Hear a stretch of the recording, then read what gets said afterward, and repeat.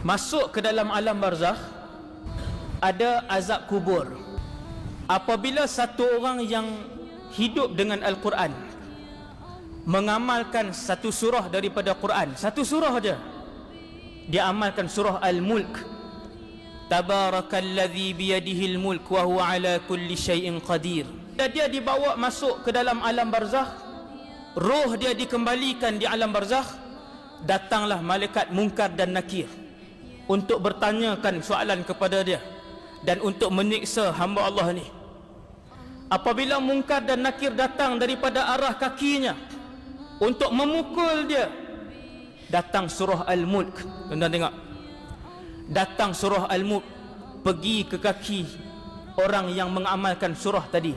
Lalu dia berkata, jangan pukul tuan aku, sesungguhnya lelaki ini mengamalkan aku ketika mana dia hidup.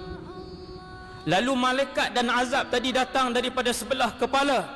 Surah Al-Mulk berpindah ke arah kepala. Ini hadis dan sanad dia hasan. Datang ke arah kepala untuk memukul orang ini.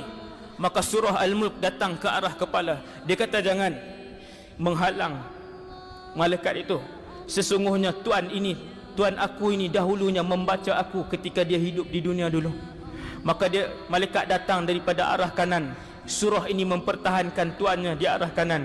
Malaikat datang daripada arah kiri. Surah ini mempertahankan tuannya daripada disiksa di alam kubur daripada arah sebelah kiri. Lalu pulanglah malaikat itu. Maka selamatlah tuan yang menghidupkan surah Al-Mulk di dalam kehidupannya.